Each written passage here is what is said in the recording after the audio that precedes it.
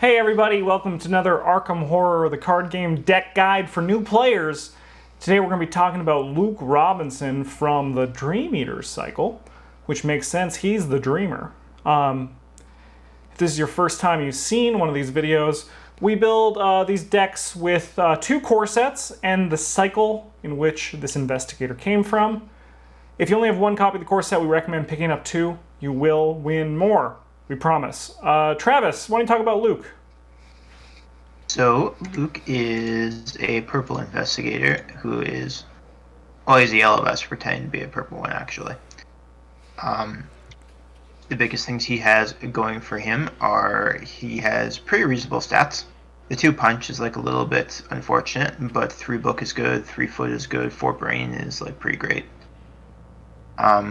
You can start the game with Gatebox and play, which I'll get to in a minute, and then you can play 1 asset per turn at a connecting location as if you were there. So the Gatebox is what really makes Luke special and makes him like actually it's the best card in this deck, regardless of what else you could play. As a lightning bolt, you can exhaust the Gatebox and spend a charge to disengage from every enemy engaged with you. Search your bonded cards for the Dream Gate, put into play, and move to there. Dream Gate Wanderer's Journey, 1 Shroud. Oh, that was a lot of cards. I was gonna say, it's like a step-by-step process of explaining Luke. Yeah, and then you go here, and then from here it's connected to every other location. And at the end of the round, you get kicked out to any location of your choice. So the Gatebox is basically a free elusive 3 times that you just get. You still get to affect the board.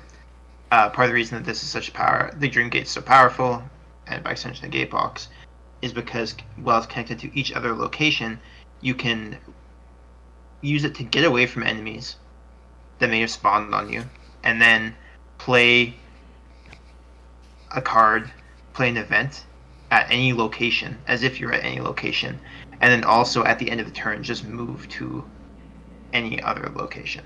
Yeah. It lets you skip out on a lot of movement actions. Yeah, and it's also one of those things that, like, it seems obvious to a lot of players, but if you don't have to move out, don't move out from your Dream Gate. Wait until the end of turn, because it'll do it for you. Just pops you wherever you want. Yeah. His weakness is Detached from Reality, which ties into the flip side of Dream Gate. So I'll talk about the weakness first. When you draw it, you just... it's actually like kind of good, because it disengages you from all of your enemies, and it moves you to the other side of the Dream Gate, which sucks. It's got 6 Shroud, and after you investigate, you flip over to the good side, but at the end of the round, you get to move anywhere you want, but you still take 2 horror. You have to take 2 horror for it. So Detached from Reality, like, at the end of the day, actually isn't that... It's a very soft weakness. Yeah, it's just takes 2 horror. Sometimes.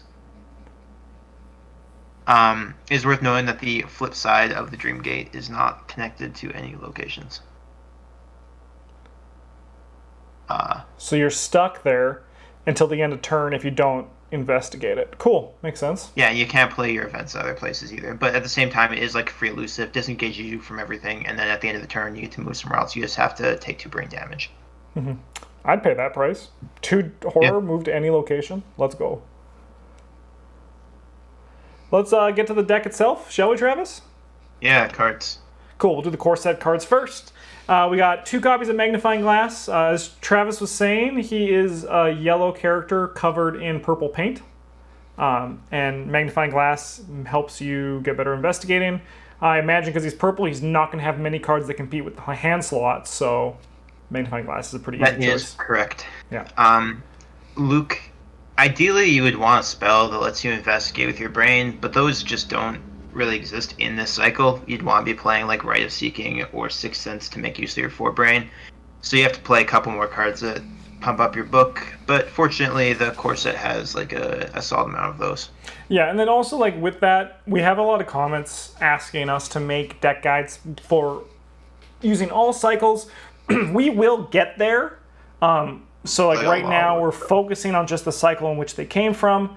So if you have any recommendations for cards that are from other cycles, shout them out in the comments. Like Uh, why not, right? Holy Rosary gives you more brain, which is a stat you're going to be using, but it also gives you 2 horror. Yep. Not bad. And it takes up your accessory slot. Yeah. Dr. Milan Christopher gets you investigating. You start investigating and have 5 if you have him and a magnifying glass out. And it also gives you resources, which is good because purple cards can get pretty expensive. Yep. Barricade is like, you won't see this card played too often, but it's pretty cute in Luke. Where you can use your gate box to go, like, you can have a bunch of enemies with you, along 100 enemies or whatever, and then you can gate box away and then drop barricade like in the next location and then go to a different location, and those hunter enemies will never be able at like a choke point location, and the enemies will never be able to get to you. Cool. I like that. It's like it's a little cute interaction. Yeah. Drawn to the Flame gives you clues for drawing a card in the encounter deck, and you're a purple character, so like you don't really care about a majority of those. Yeah, with this next card, Water Protection. But you want to usually try and say, because your book is going to be like so-so, your investigating skill, you want to try and save your Drawn for the Flames for high shroud locations with this deck. Yeah, and remember you can use it at a connecting location if you haven't used the ability on your card yet. Yep. Water Protection. Why is this card good? Bryn, why is Water Protection good? Sometimes the game will try to do bad things to you, and those bad things are less bad than taking 1 horror, like putting another Doom on the scenario card. Mm-hmm. Yeah, that's pretty bad. Yeah, less Ancient Evils is always good, but it also stops a lot of other things too. And even though Luke takes 2 horror from his weakness, he has 9 plus the Holy Rosary here, so like you got a lot of room to work with. You can't even play Arcane Research to start yourself off in game. Yeah. Emergency Cache is surprisingly important in this deck, actually. Same thing with Dr. Milan Christopher. His resource generation is very relevant. You have a lot of events that like cost resources. Yeah. Like Working a Hunch, which you once again your ability text on your investigator card allows you to use that on a connecting location. So just always be aware of that when you see cards that say at your location. It also could mean an adjacent location. Or any location with your gate box. Exactly that. Guts is Bryn, good. why is Guts good? Guts is quietly one of the best colorless level 0 cards in the game. Most of the time when the game tries to do something bad to you, they're asking you to make a brain test to avoid it. Guts lets you test your brain at 2 higher. If you pass, you draw a card. Do I think you guys have you're a purple character. What? Sorry, go ahead, Bryn. Continue. No, I would never have a script written down and say the same thing every time. If purple character, read this part. Yeah. If purple, read next. Yeah, so you're a purple character, so you get to use your brain for all kinds of stuff. So, you can use the Guts offensively as well. Unexpected Courage is like another Guts, but it also could be other symbols that you need or a teammate needs. So it's just also good. Yeah, lots of your cards are going to have the brain symbols. Unexpected Courage is really good for boosting up your book if you don't have a Drawn to the Flame or Working Hunch to cheese clues off location, or for like a particularly tough foot test. Grasping Hands from the core set can be a little tough for Luke because he doesn't have much health, and this helps you bump your foot up to 5, which is a nice place to be. Yeah. All right, let's get to cards from his cycle in this deck. We got Scroll of Prophecies. Bryn, you like this card. Scroll of Prophecies is sick. It's tough to keep playing events forever if you don't have any cards in your hand. Yeah. You're right. Yeah, this one just lets you draw them more efficiently. Yep. Gives you another use for your hand slots. Yeah. Also pitches for a brain, so, Yep. Yeah, and also Can't be because that Luke bad, has the ability to just detach himself from reality, it's very easy for you to just take a moment to do this, right? No, that's not how you want to do it, though. You want to use your gate box. Oh, then, yeah, that's... That's what his weakness is called, Justin. Oh, that's... I did... Oh, is that? That's reality. I did not know that. I'm a Luke baby. I was like processing, like, what is Travis saying? Oh, that's clever. Now that I know, I think that's clever. We just reviewed Ethereal Form. This card's sweet. It lets you evade at 7 and turn into a ghost. Yeah, this one's like a little bit lackluster in Luke as far as only one copy because you already have Gatebox to do this, but more Gatebox is good. Yeah. Yeah, because it's only a 1-of. I think that's fair, and you'll probably want to side this one out pretty quick because you're pretty good at getting away from stuff. 3 copies of Open Gate because it's Myriad, which will allow you, not so much you, but also the other investigators to start moving better around the map. This is also really good because you could be in your gate box and attach it to any location in play. Any revealed location, Yeah. I think? Uh, Oh, no, okay. I mean, like, that's a weird question. Yeah, there's the one thing I know about Luke is there's a lot of questions. The majority of them you can figure out pretty easily just by reading the card, but Yeah. this one it'd be interesting to find the actual ruling on that. Maybe someone will comment below.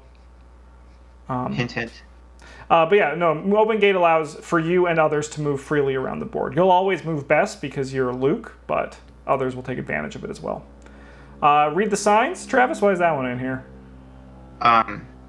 Well, Justin, because it gets you clues, which is your job, and it uses brain to do it. Yep.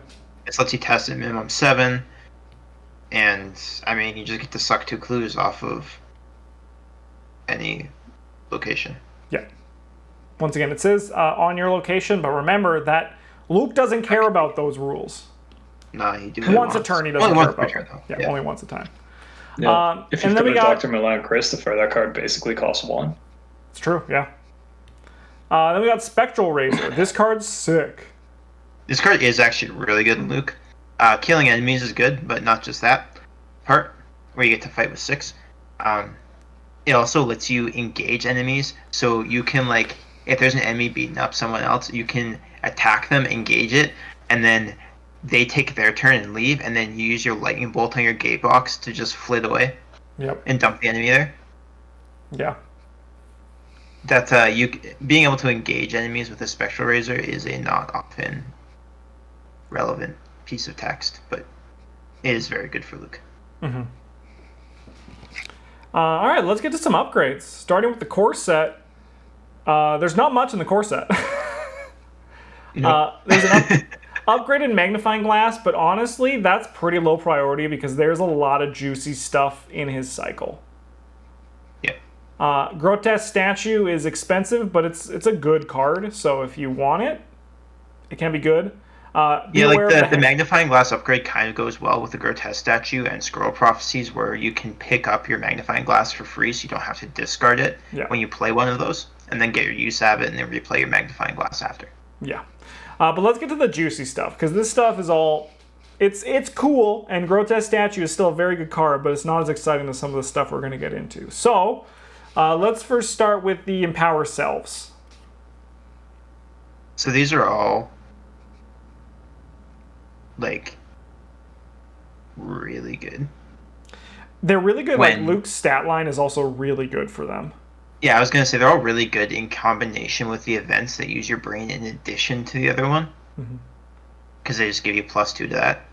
But yeah, you get to punch things at 4, which is not really relevant, but being able to evade just normally at 5 and evade just normally, and investigate just normally at 5 plus your other stuff is like... Yeah, it's very strong for him. It's good. Yeah, it's yeah. good. And also note, these are myriad, so when you buy one, you get the other 2 included in that cost. Yeah, these are especially good for Luke in this cycle in particular, because he doesn't have a ton of other cards that take up arcane slots. It's a very low, like, weirdly uncontested slot for a Mystic. Yeah, when you get full cycles, like, and you start using everything, as Travis was saying, you're going to want something like 6 Sense or... well, 6 Sense is... Yeah. Or whatever the new one is from Jacqueline Fine. Those you're going to want those when you have everything, but if this is the way to do it with just this cycle, if this is what your card pool is limited to. We got Word of Command. So this card's like not as good as it looks, because sometimes the cards that you want aren't spells, they're rituals.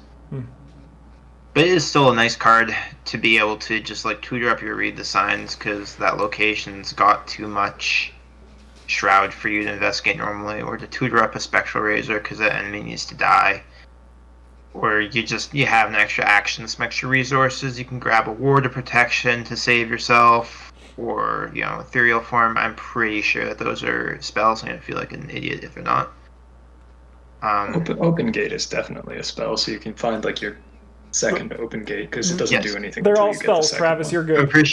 I'm pretty sure that is the actual intended use for this, is to find your extra copies of myriad cards. But no, Brendan's right. This finding extra copies of open gate also very solid. But I would consider this one like it's not a necessary upgrade, but it's like if you got some experience kicking around, it feels pretty good. We got Shining Trapezohedron. Yeah, you can play this card instead of Emergency Cash and just like play your spells with tests, which is like a little risky, but Your brain's pretty nice. Yeah. The main downside to this one is that it takes up the same slot as the Holy Rosary, so your brain will be a little worse. Mm-hmm. Yep. It's like a little awkward, but although that being said, have symbols too. Yeah, Relic Hunter, the accessory companion to Charisma. Mm-hmm. Easiest card in the game to proxy. It doesn't even have to look like anything. It could just be Relic Hunter written on a post-it note. Yeah. You don't have to do that. You can just say, I have Relic Hunter. Yeah. And scratch the experience off your sheet. Yeah. Pretty much. We have Stargazing, which is You've played with this the most, Justin. Sorry? I said you've played with this one the most. Yeah, it's cute. It's kind of like an uncontrollable ward of protection. It's very unlikely you're going to have a situation where you can't play it, like the 10 or more cards. I always forget that text because normally your Mythos decks are pretty big. Pretty thick. But yeah, it just stops the game from having a turn, and then an investigator in play gets a turn instead. I think it's just it's not a priority thing, but it's good enough if you need to round out one experience or two if you're looking to do something with it. And the Stars Are Right is a nice card for Luke to take advantage of because he has so many powerful events. He can usually make use out of that extra action. Yeah. He also gets a resource as well, which is nice. Yeah. To help pay for that event, you might want to play with that. And then we got Summon Hound, which in your write-up on ArkhamDB, which you can find in the video description down below, Travis said the best words you could. This card could make you play like Duke, so that's always a good thing. Yep. Luke is also like especially immune from the downside, where you draw Unbound Hound and it kills your Summon Hound. You can just leave. Yeah. Yeah, and it also Luke rhymes with Duke, Travis. Did you realize that? No. I know you're given an actual point, but I had to interrupt you for that. No, I like that. Is Luke Duke. But yeah, like even then, like the spell slot, like the thing with Summon Hound is it's in a very competitive slot, but not the spell slot, not so much. The ally, yes. Like if you really want Dr. Malign Christopher and Summon Hound, you can buy a Charisma, or you could just like at a certain point use Summon Hound to get that extra book symbol you might need for a test by committing them. Yeah, you can also, if you have the Summon Hound in play and your deck's starting to get thin, but you haven't seen the Unbound Beast yet, you can just play Dr. Malign Christopher to explode your Summon Hound, and then when you draw the Unbound Beast, it just doesn't spawn. Mm-hmm. There was no dog for it to turn out of. Yep. No, that's a very good point. It also lets you kind of pivot a little bit and play like more of a monster fighter role if your team needs that, if your team's lacking some damage. Yeah. I think Luke is a very fun and very strong investigator, and as you were saying, like even though he's not like doing a lot of heavy spells and he's just getting clues, his gate box, as Travis said, is like the card in his deck, and you get to start with it in play, and it's just very strong, and you can just zip around and do what you need to do. If you like niche interactions and you like feeling clever about what you're doing, this is a good investigator for you. Yeah. If you want someone to like or if you have someone who's like new to the game and you want them to like feel smart about what they're doing, well, it's simultaneously being really easy to make those plays. It's a good choice for that. So it does feel like you're getting one over on the game where you're like, I'll run away from all the monsters in my location, and then I'll use Spectral Razor to kill one of them, and then I'll go somewhere else. Yep. Yeah? Yeah. I have my list here of all the investigators we still need to make these videos for.